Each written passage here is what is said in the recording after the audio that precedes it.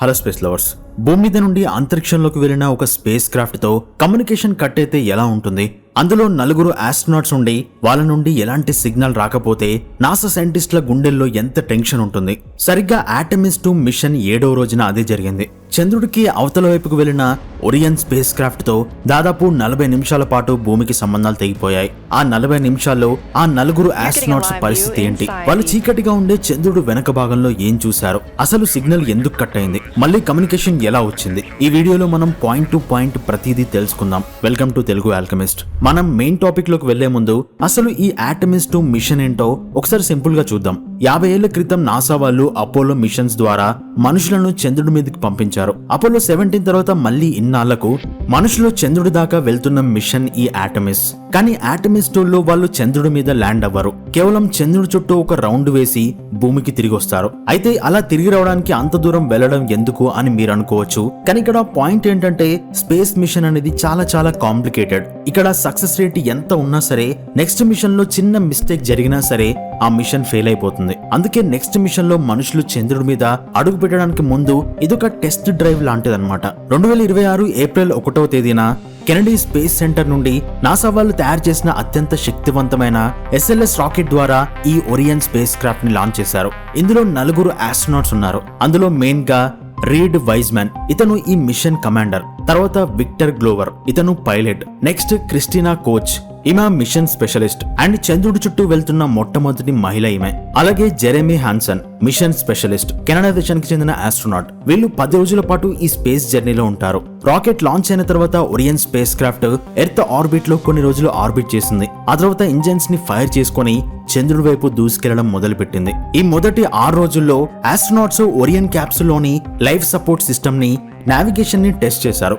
అంటే అన్ని systems perfect గా పనిచేస్తున్నాయని నాసాకి డేటా పంపించారు. ఈ ప్రయాణంలో వాళ్ళు దాదాపు 37 లక్షల కిలోమీటర్ల దూరం ట్రావెల్ చేశారు. ఆ స్పేస్ క్రాఫ్ట్ లో ఉన్నంత కాలం వాళ్ళు ఏం తిన్నారు అనే దానికి సంబంధించి ఒక ఇంట్రెస్టింగ్ న్యూస్ కూడా ఉంది. వాళ్ళ 10 రోజుల మెనూలో స్పైసీగా ఉండే గుంటూరు కారం లాంటి హాట్ సాస్ బాటిల్స్ ని కూడా స్పేస్ లోకి తీసుకెళ్లారు. అంతరిక్షంలో అంత కారం ఎందుకంటే దీని వెనుక ఒక సైన్స్ ఉంది. భూమి మీద ఉన్నప్పుడు గ్రావిటీ వల్ల మన శరీరంలోని రక్తం, నీరు కిందికి లాగబడతాయి. కానీ జీరో గ్రావిటీలో శరీరంలోని ఫ్లూయిడ్స్ అన్ని తలవైపుకు చేరుకుంటాయి.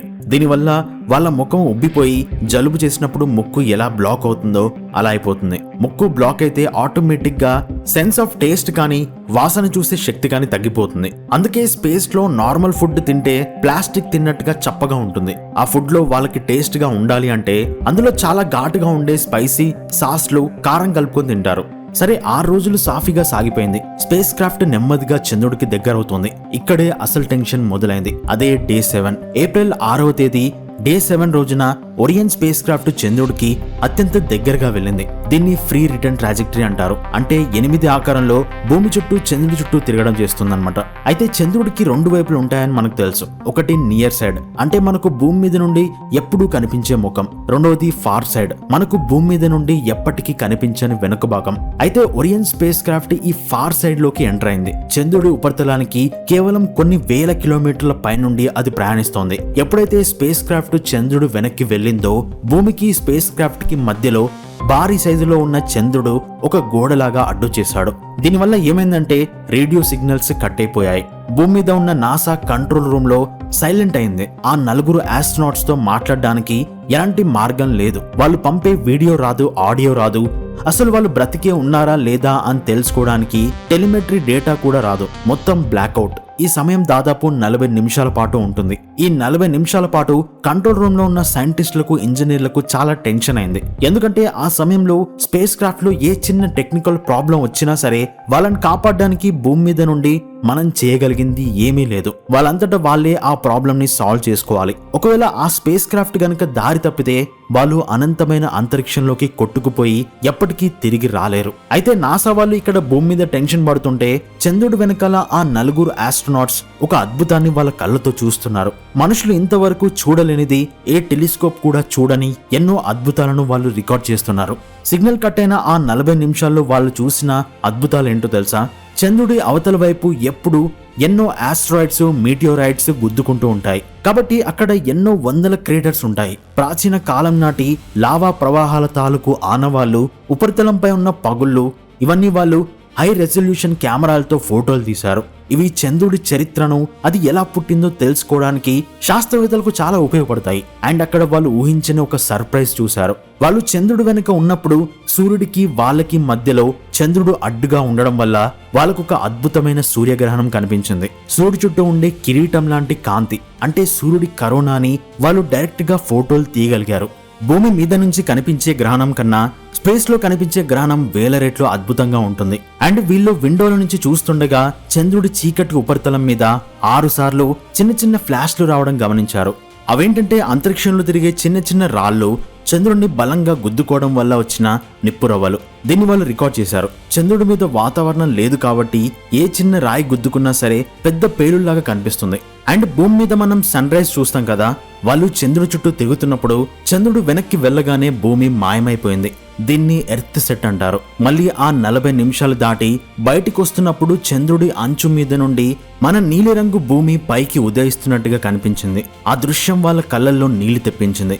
ఎందుకంటే ఆ చిన్న నీలిరంగు గోళంలోనే మన దేశాలు, మన మనుషులు, యుద్ధాలు, మన పాలిటిక్స్, మన ప్రపంచం అంతా ఉంది. ఆ ఫీలింగ్ వర్ణించలేనిది. ఫైనల్ గా ఆ 40 నిమిషాలు గడిచిపోయాయి. నాసా కంట్రోల్ రూమ్ లో అందరూ శ్వాస బిగబట్టి మానిటర్స్ వైపు చూస్తున్నారు. టెలిమెట్రీ డేటాలో చిన్న కదలిక.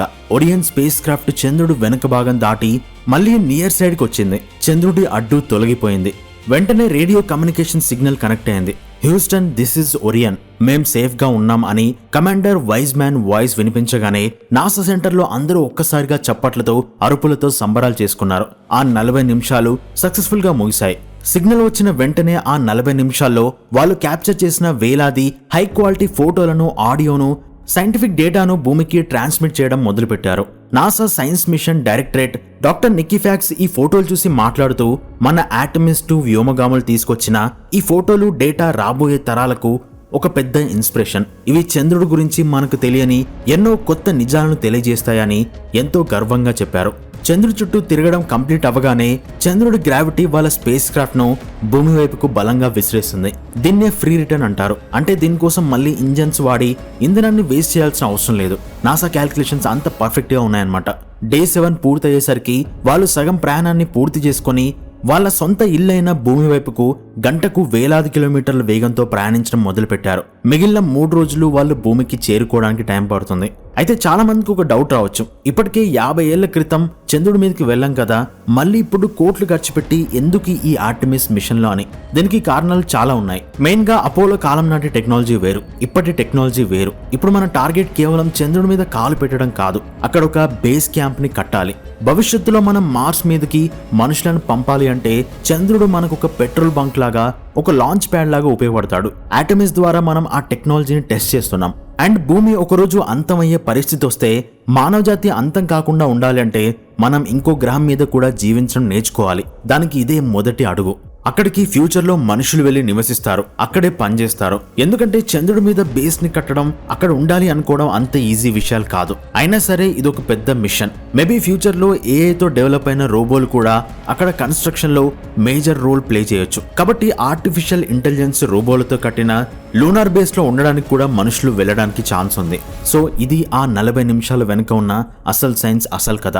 చంద్రుడి వెనుక కమ్యూనికేషన్ లేకుండా ఆ 4 వ్యోమగాములు గడిపిన ఆ క్షణాలు మానవ చరిత్రలో ఒక సువర్ణాక్షరాలతో లిఖించదగ్గ పేజీగా మిగిలిపోతాయి. వాళ్ళు తీసిన ఆ ఫోటోలు భవిష్యత్తులో మన స్పేస్ ఎక్స్ప్లోరేషన్ కి ఎంతగానో ఉపయోగపడతాయి. ఆ 40 నిమిషాలు మీరు వాళ్ళ ప్లేస్ లో ఉంటే ఎలా ఫీల్ అవుతారు కింద కామెంట్ లో చెప్పండి. ఈ ఇన్ఫర్మేషన్ మీకు నచ్చినట్లయితే తప్పకుండా మన తెలుగు ఆల్కెమిస్ట్ ఛానల్ ని సబ్స్క్రైబ్ చేసుకోండి. అండ్ మెయిన్ గా బెల్ ఐకాన్ ని క్లిక్ చేసి నోటిఫికేషన్స్ ని ఆన్ లో పెట్టుకోండి. అండ్ వీడియో నచ్చితే తప్పకుండా లైక్ చేయండి. ఇలాంటి మరెన్నో ఇంట్రెస్టింగ్ మైండ్ బ్లోయింగ్ టాపిక్స్ తో మళ్ళీ మీ ముందుకు వస్తాను.